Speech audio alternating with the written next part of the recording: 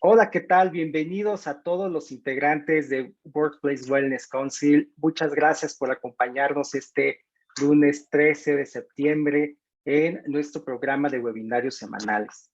Eh, el día de hoy vamos a abordar una fecha muy trascendente relativa a la salud mental y que rebasa varios ámbitos y afecta en muchas dimensiones a nuestra sociedad, no solamente en el tema de salud y la salud mental. Vamos a hablar justamente del Día Mundial contra el Suicidio o de sensibilización para el suicidio. Y pues para eso estamos muy contentos, ¿no?, de recibir a la doctora Joyce Bustos. Ella es médica con especialidad en psiquiatría y con subespecialidad en trastornos de la conducta alimentaria. Joyce, muchas gracias por estar aquí el día de hoy. ¿Cómo te sientes? Muchas gracias a ti, muy contenta de poder hablar de este tema tan importante en nuestra actualidad. Gracias, Joyce. Pues comencemos, te escuchamos. El 10 de septiembre es el Día Mundial para la Prevención del Suicidio. Esto es algo que se viene celebrando desde el año 2003, debido a que la Organización Mundial de la Salud, ¿no?, junto con varias instituciones internacionales, ya no les quedó duda de la importancia que tenía atender este tema del suicidio, ¿no? Ya fue que se consideró entonces un problema de salud pública a nivel mundial y entonces, como parte de los esfuerzos para disminuir y para concientizar a las personas sobre este tema, es que se implementó el 10 de septiembre como Día Mundial para hablar sobre la prevención del suicidio. Eh, Además, tiene este distintivo de un listoncito amarillo, como veían en la diapositiva anterior, porque este es uno de los eslogans del mes de septiembre, es decir, se dice septiembre amarillo. Por eso es que muy probablemente van a estar viendo en las diferentes redes sociales este listón, que aunque aquí se ve anaranjado, es amarillo, porque este color amarillo fue el color que se eligió como la base, ¿no?, como elemento más bien que va como de la mano de todo este trabajo de concientización. No sé si tú quisieras comentar algo más al respecto de este día, George, de este color. Claro. Claro, la verdad es que primero tendríamos que entender por qué es mundial. Es mundial porque justamente la campaña de sensibilización ocurre en todo el mundo. No es internacional porque solamente abarcaría algunas naciones, pero esto es mundial y eso es importante.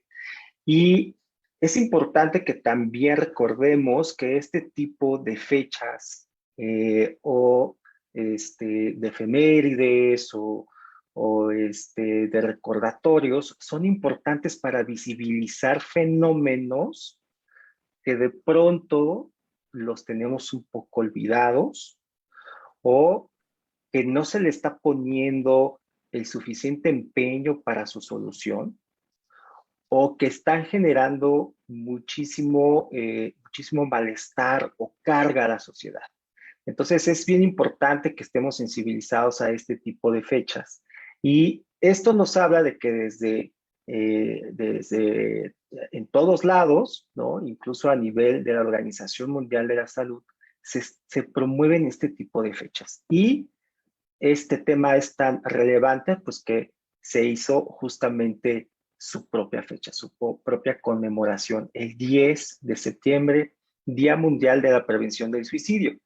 Y el amarillo justamente nos habla de el alerta, ¿no? De que estemos en alerta, ¿ok? Y creo que es algo que puede ocurrir justamente con la conducta suicida. Es decir, es todo un espectro de conductas que en los casos desafortunados culmina con el suicidio en sí. Entonces, es importante que comprendamos que la conducta suicida y el suicidio se pueden prevenir. Y por eso es amarillo, ¿no? Este tema del amarillo, pues hace referencia a que cobre relevancia.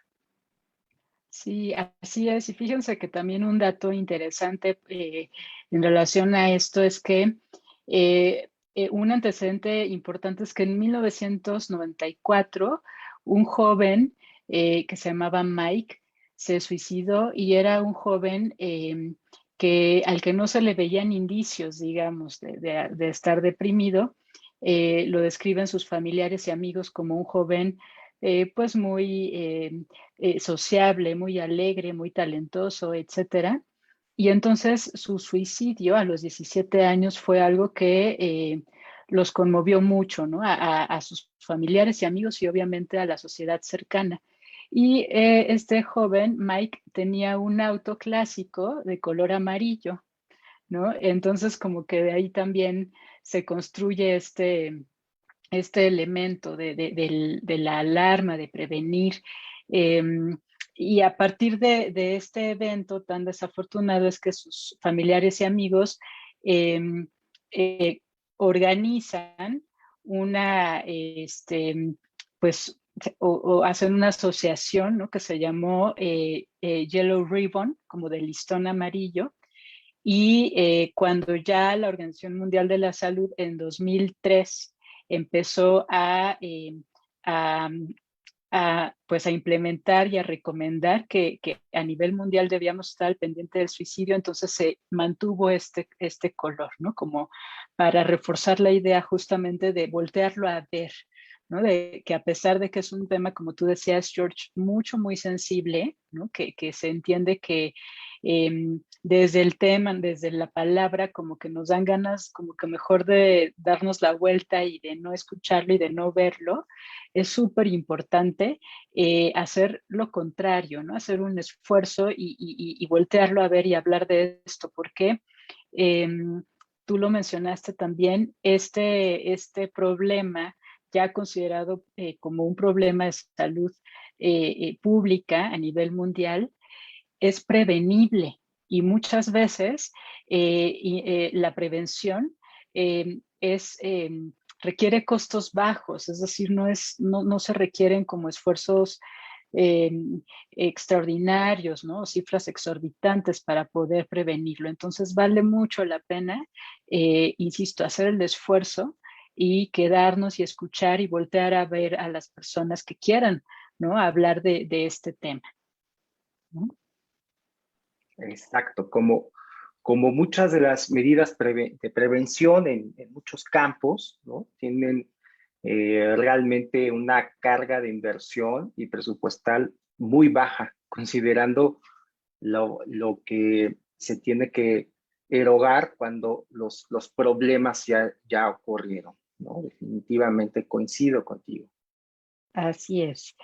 Y entonces, bueno, vamos a revisar algunas cifras en relación a la conducta suicida, particularmente en nuestro país, antes y después de la pandemia.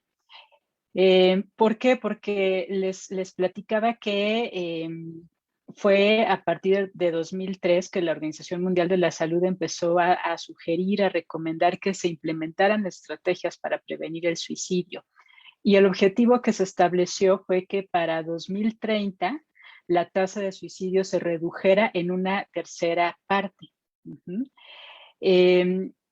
Y bueno, ya teníamos cifras muy alarmantes. Vean, tan solo en México en 2017, de acuerdo a cifras del INEGI, la tasa de suicidio se registró en 5.2 personas por cada 100,000 habitantes. O sea, 5.2 personas se suicidaban, ¿no? De cada 100,000 habitantes. Y en 2018 esta tasa se incrementó a 5.4 por cada 100,000 habitantes. Esto representaba cerca de 6,710 personas finadas por suicidio. Entonces era congruentes estas cifras con la necesidad de hacer todas las acciones que estuvieran a nuestro alcance, ¿no? Como sociedad para atender el tema del suicidio. Y a pesar de que ya eran cifras alarmantes, o no conforme con esto, digamos, viene la pandemia de COVID-19 y entonces dificulta de forma muy importante el alcanzar este objetivo que se habían propuesto las instituciones y las organizaciones internacionales para disminuir la tasa de suicidio, ¿no? De tal forma que en México, en 2020, se registró la cifra más alta de suicidios registrada en la última década y que representaba cerca de 7,896 suicidios. A comparación de la tasa que se había registrado en 2018, ¿no? Podemos ver que el aumento es muy, muy considerable. Y algo que también llama mucho la atención de este registro de suicidios en México en 2020 es que el grupo de edad más afectado fue el que se encuentra entre los 25 y 34 años. Esto es bien importante hacer como la perspectiva, Joyce, de que esta tasa, ¿no? Que ya era, digamos, no deseable en 2017 de 5.2 por cada 100,000 habitantes. Y cuando se da esa cifra, bueno, se tiene que hacer, así se reportan normalmente las cifras de ocurrencia de fenómenos en la salud pública. Pero hay que considerar que, así como en el 2020, este fenómeno ocurre más centralizado en ciertas poblaciones. Entonces, a lo mejor uno diría 5.2 por cada 100,000 habitantes. A lo mejor no es mucho, pero hay que considerar que ocurre en ciertas poblaciones con mayor prevalencia. Entonces, así ya se magnifica entonces la carga para ciertos grupos de edad, para ciertos grupos poblacionales. Y estoy observando, como tú mencionas, ¿no? Que prácticamente creció en al menos 1,200 muertes, ¿no? Allí estuvo ese brinco y vemos que está centralizado o está más afectado pues el grupo de edad entre 25 y 34 años. Y pues bueno, no sé cuáles podrían ser como como las asociaciones o las hipótesis del por qué se incrementó, pero a lo mejor esto sale en la charla, Joyce, te seguimos escuchando. Sí, fíjense que algo que también es súper importante de conocer sobre el suicidio es que la mayoría de las personas que se suicidan son hombres. La tasa es de 8.9 por cada 100,000 hombres, a comparación de 2 por cada 100,000 mujeres. Entonces, son más los hombres que consuman suicidio, pero algo que es muy interesante es que las mujeres son quienes más lo intentan. Ajá, entonces, digamos que lo logran principalmente los hombres, pero las mujeres lo intentan más. Entonces, esto nos hace imaginar la magnitud del problema. Como bien dices, George, estas cifras pudieran parecer no tan altas, sobre todo cuando hablamos en términos de tasas de 5.4, 5.2, pero si leemos entre líneas o nos vamos como más a detalle o a profundidad en estos números, el fenómeno tiene magnitudes muy, muy grandes. En 2019, la OMS decía ya que por cada persona que se suicida, entre 18 y 20 personas lo han intentado o lo están intentando. Entonces, esto es algo que, bueno, al menos a mí me resulta escalofriante, ¿no? Y también un tanto, pues, como demandante, ¿no? Porque nosotros, al ser, pues, personal de salud mental, tenemos que estar súper al pendiente de todas estas, de todo este fenómeno, ¿no? Claro. Y fíjate que con el suicidio pasa un fenómeno interesante que, bueno, es importante señalarlo, porque naturalmente al consumar el suicidio, pues es digamos que el desenlace más fatal, ¿no? Más desafortunado. Sí. Pero en ocasiones he observado que se llega a desestimar los intentos suicidas, ¿no? O sea, como si se le restara importancia a los intentos de suicidio, independientemente de la letalidad del intento, ¿no? Entonces, ¿por qué lo menciono? Porque de pronto podríamos decir, entonces, pues les va peor a los hombres, ¿no? Porque consuman con más frecuencia, ¿no? Pero, y esto dejaría de lado visibilizar la gravedad que también ocurre en el fenómeno en las mujeres, porque un Así intento es. de suicidio eh, también tiene sus consecuencias muy importantes, desde complicaciones a la salud, no poder trabajar, no poder ir a la escuela, se altera naturalmente o se impacta el ambiente o el entorno familiar, social, etcétera. O sea, también es un problema grave el intento de suicidio, aunque a pesar de que no se consume, ¿no? Entonces eso sería importante también como ponerlo en perspectiva para no minimizar la importancia de un intento. Así es, así es. Esto es muy, muy importante. Entonces, bueno, nos vamos dando cuenta del tamaño del fenómeno del suicidio, ¿no? Y de la conducta suicida. Fíjense que lo que está muy asociado a la conducta suicida, como bien lo decías, George, son pues varios factores que se han identificado en los diferentes grupos de edad, ¿no?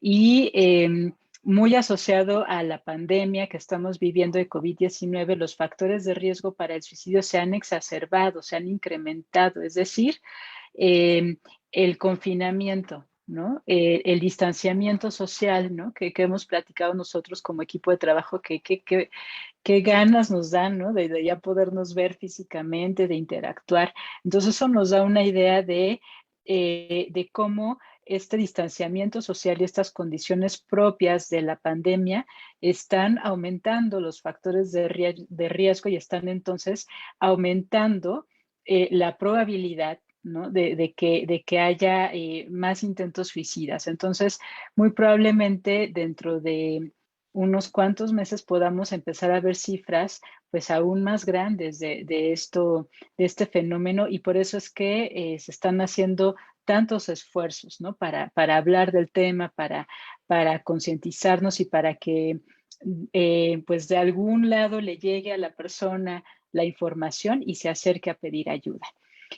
Los factores de riesgo en el área laboral de los que hemos hablado en varias ocasiones, ¿no? Tales como pueden ser pues las dificultades o las limitaciones, por ejemplo, interpersonales, ¿no? Con los compañeros de trabajo, o la mala distribución del trabajo, o la falta de retroalimentación, o la falta de control sobre las actividades laborales, sin duda contribuyen a que la persona se vaya sintiendo eh, recordando también esta pirámide, ¿no? de la discapacidad en relación a los trastornos mentales, sintiendo primero estresada, ¿no? Demasiado preocupada, distraída, ¿no? Y de pronto esto pasa, ¿no? Rebasa cierta línea, entonces llega a convertirse en un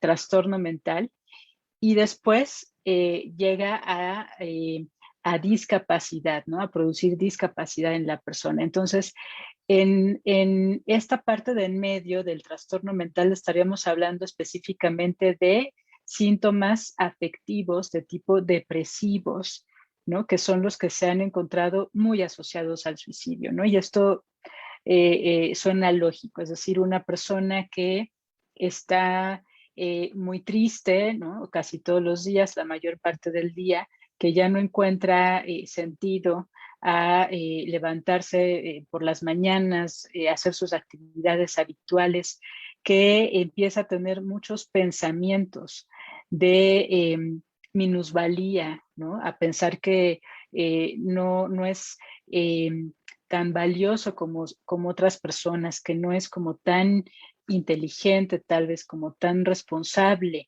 como tan bueno en su trabajo. Además empieza a experimentar ideas de culpa excesivas, ideas de desesperanza, y entonces en algún momento en la historia natural de la enfermedad, que es la depresión, aparecen ideas de muerte. ¿Sí? Y entonces es bien importante hablar un poquito sobre la trayectoria de la ideación suicida o de la conducta suicida, ¿no, George? Porque cuando escuchamos la palabra muerte, así como cuando escuchamos la palabra suicidio, es automático, no es inevitable que pongamos una especie de barrera porque esto duele, ¿no? No es algo que genere como unas ganas de platicar al respecto, ¿no? De saber más. Entonces, el hecho de evitar hablar de este tema, el hecho de evitar como encontrar las características, ¿no? de cada persona, nos podría alejar de la posibilidad de ayudar y de impedir, ¿no? un suicidio. Entonces, cuando hablamos de una conducta suicida, de una ideación suicida, es bien importante repasar algunos términos, ¿no? Como por ejemplo, ideas de muerte. Uh-huh. Cuando les decía que cuando una persona está presentando síntomas depresivos, se empiezan a presentar cierto tipo de ideas, ¿no? Y las ideas que son más frecuentes son de minusvalía, de culpa, de desesperanza. Y después siguen las de muerte. Las ideas de muerte no todas son iguales en cuanto a la, digamos, en cuanto al riesgo, ¿no? O en cuanto a lo que tendríamos que hacer como personal de salud o como personal en el trabajo.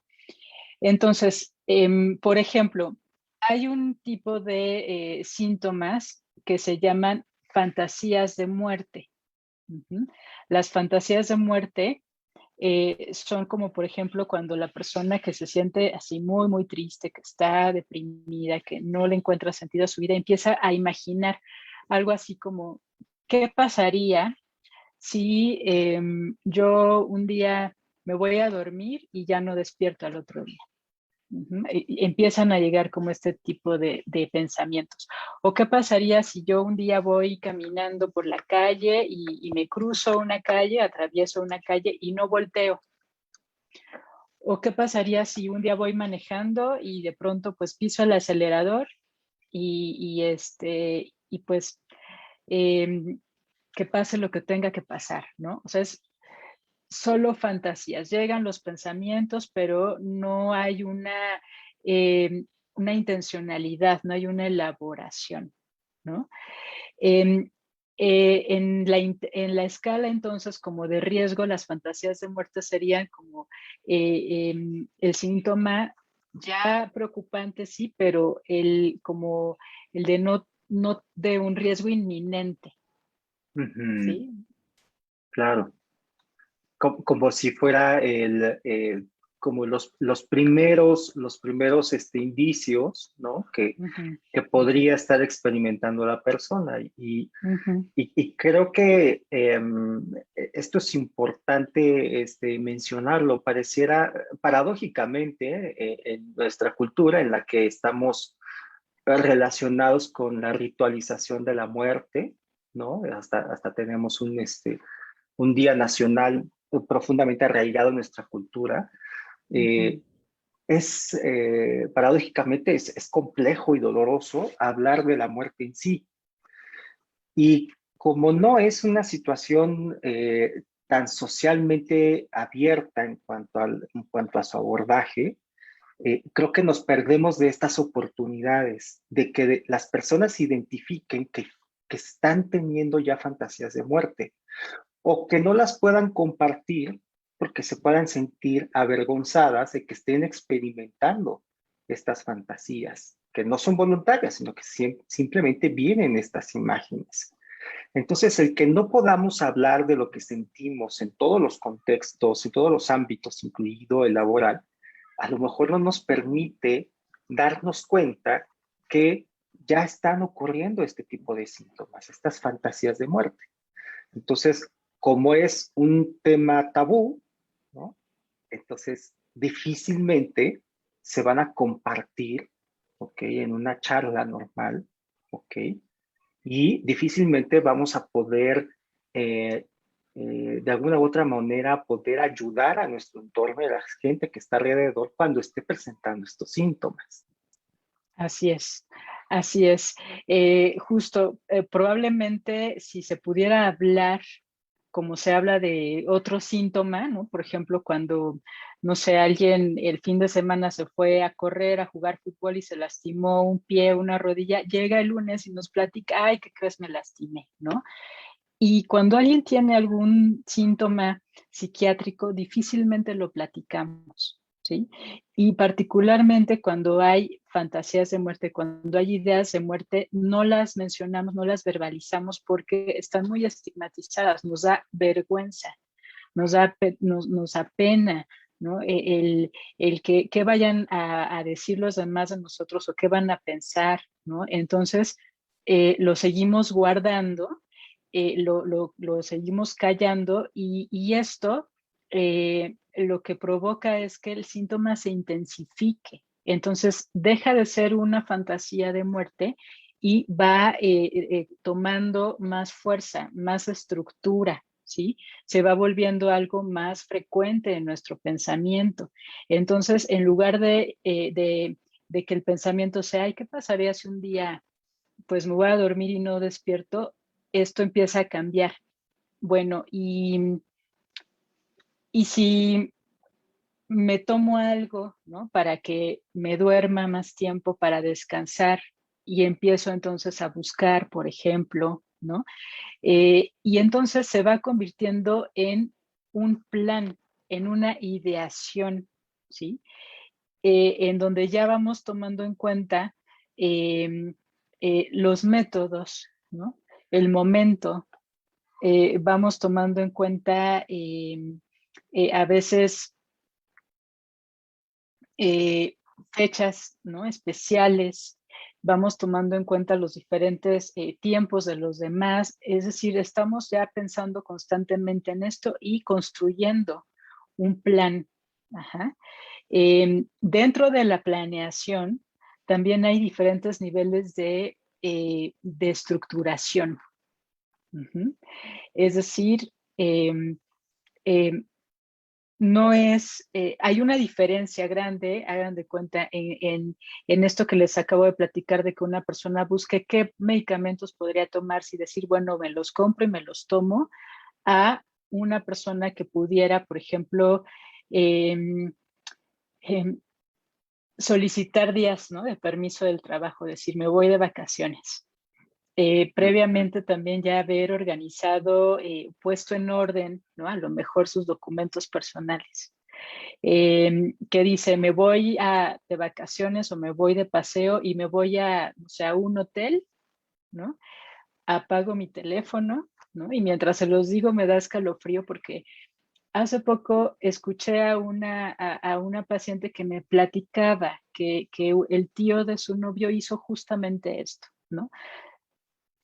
Un hotel, apaga su teléfono, nadie lo encuentra. Entonces habla de que ya hay un grado de estructuración muy alto y esto nos sugiere que el riesgo es mayor. Nos sugiere además que la persona ya lleva un tiempo muy largo sufriendo, ¿no? Mientras preparaba la plática de hoy, escuchaba algunos, veía y escuchaba algunos videos, leía y tal, y encontré una frase que se me quedó haciendo eco, que era, el suicidio no es querer morir, el suicidio es ya no querer seguir sufriendo. completamente de acuerdo, porque el que no podamos abordar este tema de manera natural y compartirlo con los demás perpetúa una circunstancia de soledad. Es decir, el no poder hablar de estos problemas, de estas emociones, de estas fantasías, de estas ideas que después ya se convierten en una planeación como tú lo ejemplificaste, lo que hace es perpetuar una circunstancia, una condición de soledad en la persona. Y el problema es que en esa soledad se intensifican estas emociones y estas ideas, digamos, se estructuran mucho más. Entonces, es importante que empecemos a socializar este tema, que empecemos a hablarlo, a naturalizar, normalizar, hablar de él. ¿Sí? Y mucho nos sirve justamente este tipo de campañas mundiales, ¿okay? Justamente pues, para señalar que existe el tema y que vale la pena hablar de eso. Totalmente. Y sabes qué, George, sobre todo en los contextos organizacionales, ¿sí? Porque veíamos una cifra súper sorprendente. Los hombres se suicidan muchísimo más que las mujeres y muchas veces esto va asociado porque mencionabas, bueno, a qué se debe? ¿Esto qué nos puede hacer pensar? ¿No? ¿De qué deberíamos sospechar? Y uno de los factores tiene que ver con las masculinidades. Las masculinidades en nuestra sociedad son las expectativas de género que se tienen. Es decir, ¿qué se espera de los hombres en nuestra sociedad? ¿Sí? Y hay una lista de expectativas de acuerdo al género, ¿no? Que hay tanto para los hombres como para las mujeres, ¿no? La de los hombres se llaman masculinidades, las de las mujeres se llaman feminidades, y es una lista de exigencias o requisitos que son de verdad muy absurdos cuando los decimos en voz alta, ¿no? Por ejemplo, la primera feminidad, es decir, la primera exigencia para las mujeres por ser mujeres en nuestra sociedad es ser delgadas. ¿Sí? O sea, si en nuestra sociedad las mujeres no somos delgadas, no tenemos un boleto para participar y jugar en la sociedad. Vean qué absurdo, ¿no? Y en cuanto a las masculinidades, la primera masculinidad es que ganen dinero los hombres, que sean proveedores. ¿Sí? Entonces, para que los hombres jueguen, tengan un boleto y participen en la sociedad, deben tener dinero. Y estamos viviendo una crisis financiera global que impacta, o sea, que se topa directamente con esta exigencia en el género masculino en nuestra sociedad occidental. Lo absurdo está en ese, digamos, como en ese sistema o acuerdo implícito que tenemos, en el que, como tú dices, si lo dices en voz alta, ¿cómo que necesito un boleto para participar en la sociedad, ¿no? Para ser un elemento valioso, ¿no? Un elemento valioso en la sociedad. Debería bastar que existo, ¿no? Exactamente. Pero suena absurdo, pero lo jugamos, o sea, eso es interesante también identificarlo. No solamente reconocer lo absurdo, sino que también hacemos eso, ¿no? O sea, finalmente también existe, o sea, internalizan esas exigencias, ¿no? Exactamente, sí. Sí se internalizan porque tienen que ver con nuestra identificación, ¿no? Como seres sociales. O sea, sí necesitamos, a pesar de que hayan estas perspectivas, estos discursos, ¿no? De lo absurdo de las exigencias sociales, sí necesitamos ser aceptados por nuestra sociedad, porque somos nuestra especie de Homo sapiens sapiens tiene esa característica. somos seres sociales, ¿no? No podemos estar solos, ¿no? En nuestro ambiente, como les he platicado algunas veces en casa, su casa, tenemos un camaleón de mascota, no me regañen, por favor, y los camaleones son solitarios, o sea, él, si nos acercamos y lo ponemos a interactuar con la tortuguita o así, quiere estar solo, ¿no? Nos ruge, parece un dinosaurio. Nosotros no somos así, nosotros necesitamos la aceptación y la interacción con las personas a nuestro alrededor. Por eso es que, a pesar de que digamos, estas exigencias suenan absurdas, las seguimos buscando, nos siguen preocupando todos los días, ¿no? Y fíjense que ahí no acaba todo esta parte, esta perspectiva de las masculinidades, porque hay otra masculinidad que es súper interesante en este tema, que es esta exigencia de que los hombres tienen que ser fuertes físicamente y emocionalmente. Por eso es que, o sea, de ahí se deriva que se escucha con mucha frecuencia en nuestra sociedad, los hombres no lloran, ¿no? Y eso, esa tendencia a entonces no expresar sus emociones, a no hablarlas, ¿sí? Ha sido, desde mi punto de vista, el principal elemento que ha ocasionado problemas de salud mental en el género masculino, porque no hablan. Ajá, o sea, nosotras las mujeres, pues podrán dar cuenta, hablamos hasta por los codos, ¿no? Tenemos alguna emoción y se dan cuenta todas las personas a nuestro alrededor, ¿sí? Porque esto es algo que está bien visto, ¿no? Por la sociedad, está permitido, así nos enseñaron. Pero los hombres, ¿no?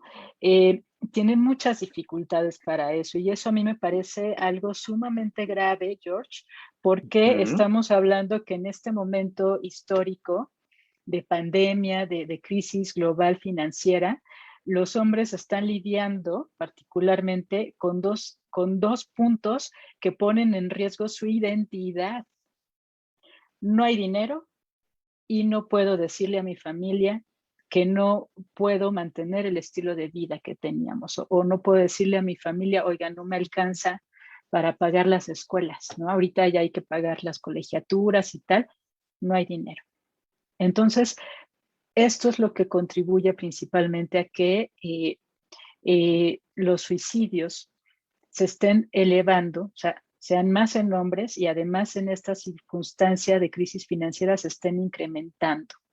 Todavía no tenemos las cifras exactas, ¿no? Porque lo estamos viviendo en estos momentos, pero sí vemos en retrospectiva otros momentos parecidos, ¿no? Como en 2008 que hubo esta crisis, ¿no?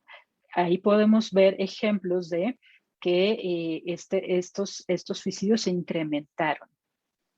Claro, se incrementaron justamente en varones, ¿no?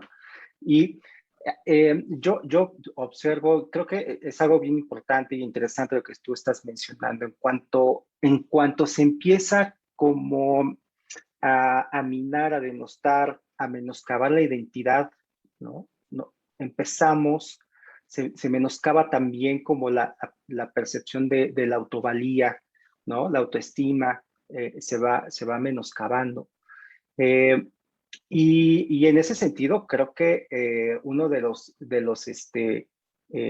consecuencias muy negativas que nos dejan las masculinidades en ciertas culturas es el hecho de no evidenciarnos y no evidenciar nuestra vulnerabilidad, ¿no? Porque es allí justamente cuando no expresamos lo que sentimos, esta vulnerabilidad, este sufrimiento que podemos tener los hombres como cualquier otra persona, pues bueno, el ocultar nuestra vulnerabilidad al final nos hace más vulnerables, ¿no? Exacto. Y sin embargo, también quiero no dejar de pasar el tema del rol que juega la cultura y en cómo afecta a las mujeres, porque en el caso de las mujeres, eh, también, también estas exigencias sociales hacen que se invalide el problema o los problemas por las que ellas están pasando, ¿no? Eh, en cada conducta suicida, entonces muchos podrían juzgar negativamente ese aspecto y decir, solo quiere llamar la atención. ¿Me Así explico? es, así es. Sí, y sobre todo en las mujeres, George, como decía, y esto a lo mejor muchos no lo crean, pero se los prometo que es verdad. Algunas mujeres a mí me ha dado escalofríos cuando de pronto me dicen, mira, me da pena decirte, pero prefiero pensar en morirme a estar gorda. Entonces esto dificulta aún más el externarlo. ¿Por qué? Porque muy probablemente sí serían señaladas por muchas personas, ¿no? Como que, oye, pues qué banal, qué superficial, etcétera, etcétera, cuando no nos estamos dando cuenta justo de que todos los días, ¿no? A través de nuestras conductas, acciones entre líneas, estamos fortaleciendo, ¿no? Estas expectativas de género que para muchos, sí, están siendo fuente de mucho sufrimiento, incluso a grados de pensar en suicidio. Así es. ¿Y cómo se aborda este fenómeno? ¿Cómo se puede prevenir, Joyce, en el trabajo? Miren, pues la verdad es que hay muchas formas de prevenirlo, no hay mucho que hacer. Pero para que sea más fácil de recordar, hemos considerado estas 5 acciones organizacionales para prevenir el suicidio. Son identificar y analizar los factores de riesgo psicosociales. Ajá, es decir, como estábamos hablando al principio, es primero voltear a ver, ¿sí? Por eso el amarillo, identificar. Ajá. Después, evaluar el entorno organizacional. ¿Sí? Eh, Poder detallar las características, cuáles son los aspectos, ¿sí? Poder encontrar cuáles son las circunstancias individuales que están contribuyendo para que alguien esté acercándose o esté teniendo pensamientos suicidas. Después, implementar las medidas y acciones de control. Es decir, una vez que se identifica y se evalúa, se llega a la conclusión de ciertas medidas que hay que implementar, ¿no? Entonces, llevarlas a cabo, o sea, sí llevar a cabo los cambios, que es algo que comentábamos hace poco, ¿no, George? De que es en nuestro trabajo que estamos llevando a cabo en el área de gestión de salud mental en el trabajo, estamos empezando a ver cambios, ¿no? Organizacionales, o sea, sí se están implementando medidas para controlar los factores de riesgo que hemos estado identificando. Después de implementar, entonces es mantener, ¿sí? Que haya una vigilancia para que esas medidas que ya se establecieron se perpetúen, ¿no? No nada más hacer un cambio y ya, sino estarlo vigilando para que haya una consistencia en la conducta, ¿no? De responsabilidad organizacional. Y finalmente, prevenir. Prevenir si hemos estado ya identificando, analizando y hemos llevado a cabo medidas, entonces podemos tener la idea de qué es lo que podría pasar en un futuro, ¿no? Ya podríamos adelantarnos y entonces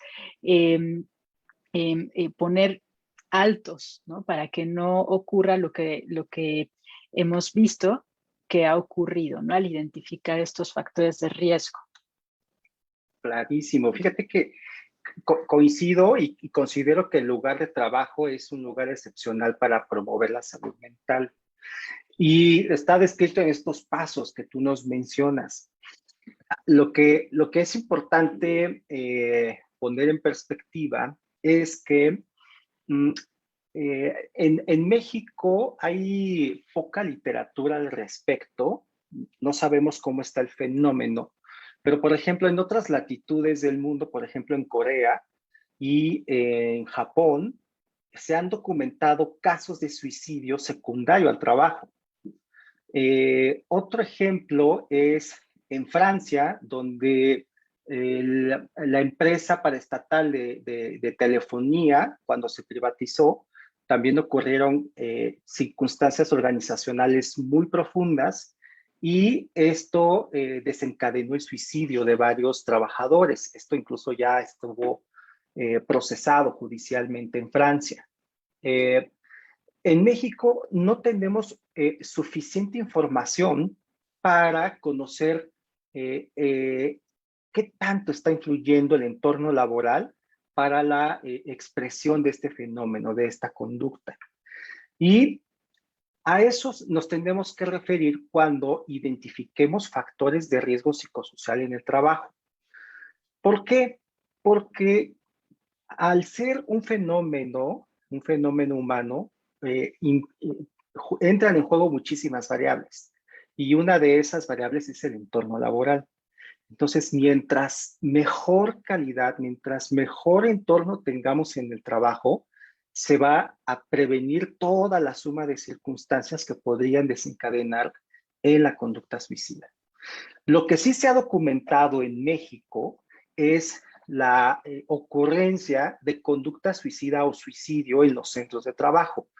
Hemos encontrado notas periodísticas en las cuales se hacen hallazgos, ¿no?, de personas que consumaron el suicidio en el centro de trabajo, o también sabemos que existen, pues no accidentes, sino incidentes en los cuales las personas se autolesionan en el trabajo y que muchas veces se reporta más como un accidente laboral, pero no se reporta como una conducta suicida, ¿no? Entonces, en México estamos tal vez más familiarizados con la expresión de la conducta suicida en el trabajo. Aún no se ha documentado el trabajo en sí como un desencadenante directo de la conducta suicida. Entonces, en ese sentido, necesitamos familiarizarnos y hablar del tema en nuestras organizaciones, porque es allí donde podemos hacer promoción de la salud mental. Y una de las preguntas que nos hace en el chat Flor Araujo, a quien le mando un afectuoso saludo a Flor, ella nos pregunta, ¿qué lenguajes hay alrededor del suicidio para poderlos identificar y atender esa situación? Joyce, ¿cómo podríamos responderle a Flor? Hay una gama amplia de discursos que escuchamos, porque depende mucho de pues las características individuales de la persona, ¿no? Hablamos de estas diferencias entre hombres y mujeres. En cuanto a que la mayoría de los hombres tienen más dificultades para verbalizar sus emociones. Entonces, los hombres van a ser la mayoría de las veces como más parcos, ¿no? Como más limitados. Por ejemplo, la última vez que yo escuché un discurso en uno de los consultantes decía, es que me llegan pensamientos malos, ¿no? Pero no es nada más la frase, sino que lo decía en varias ocasiones a lo largo de la entrevista, ¿no?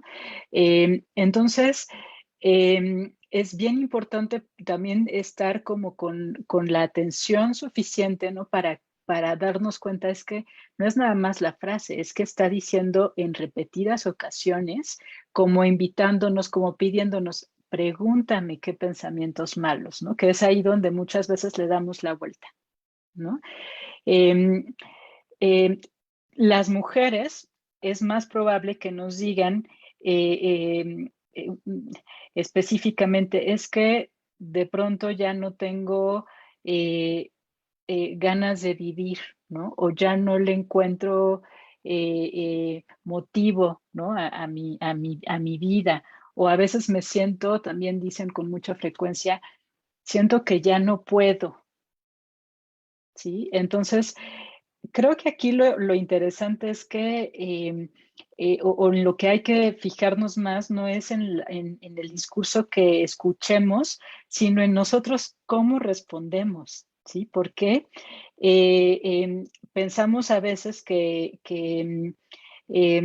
pues que mejor no le pregunto porque es faltarle al respeto, ¿no? O pensamos que pues es cualquier cosa y luego se le pasa, o que está exagerando, ¿no? Y ahí es donde creo que es donde hay que actuar principalmente, reflexionar en yo cómo actúo, yo cómo respondo y yo qué pregunto, ¿sí? Yo qué actitud tengo. No sé, ¿tú qué piensas de esto, George?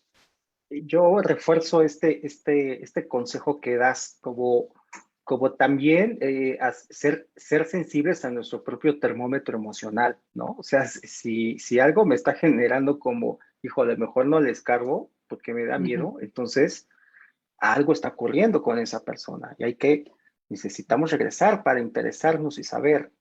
Y yo ujú, también aconsejaría a Flor que recordemos cuáles podrían ser los factores de riesgo asociados, ¿no? A la conducta suicida.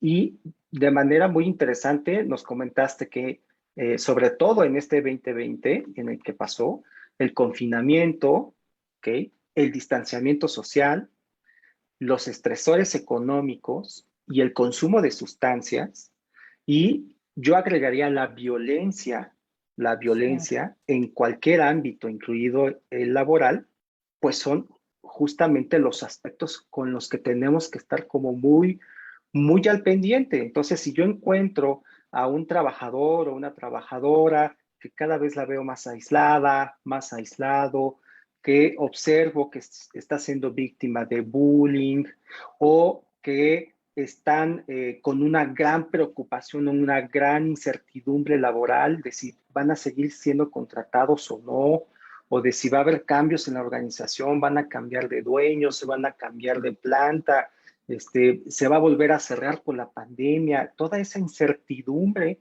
¿no? Va a generar estrés económico, ¿ok? Y naturalmente el consumo de sustancias. Entonces, yo me enfocaría en esos aspectos para prevenir el suicidio en sí. Y también nos hace una pregunta muy interesante, Flora Araujo, que nos dice, ¿existe una manera de evaluar al personal a su ingreso y posteriormente para identificar conductas suicidas? En ese sentido, formas de evaluar las existen, pero el que existan no quiere decir que las tengamos que hacer, o quiénes o cuándo. ¿A qué voy? Para el ingreso no se debe hacer ningún tipo de evaluación más que la que sea pertinente para su puesto de trabajo, ¿no? Entonces, eh, no encuentro todavía ninguna descripción de puesto en la cual se especifique que la persona no debe tener conducta suicida o pensamientos suicidas. Es decir, no se debe condicionar a las personas por su estado de salud si es Ujú, competente para el caso, para el puesto, claro. ¿no? Entonces, creo que no debería ser como una práctica para detectarlos, ¿ok? Creo que sería una buena práctica ofertar y realizar tamizajes de manera periódica, pero una vez que ya estén contratados y que no condicione su permanencia en el trabajo, ¿no? Porque si no estaríamos cayendo en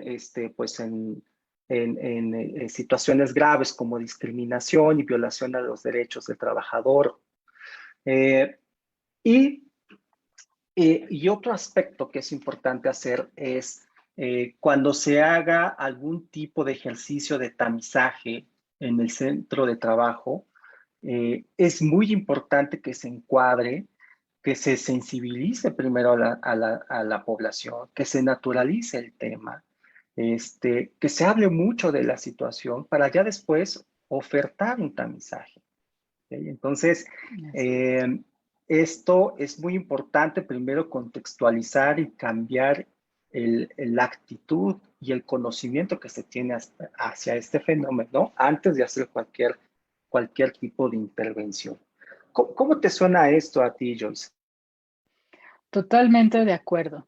Em, Tomando en cuenta lo que estábamos hablando de las 5 acciones para prevenir, creo que esto que tú describías estaría en la parte de implementar y mantener las medidas, ¿no? O sea, ya una vez que están dentro en un puesto, instalados en un puesto dentro de un contexto organizacional, entonces sí, dar un seguimiento, ¿no? Establecer eventualmente o de forma periódica ciertas formas de intercambio de puntos de vista. O sea, puede ser a través de una entrevista o puede ser a través de alguna de alguna hojita, ¿no? En donde se pregunte o se vaya como evaluando el estatus del trabajador en cuanto a satisfacción, en cuanto a lo que tú mencionabas del estrés laboral asociado a temas financieros o la incertidumbre por la pandemia, por ejemplo, ¿no?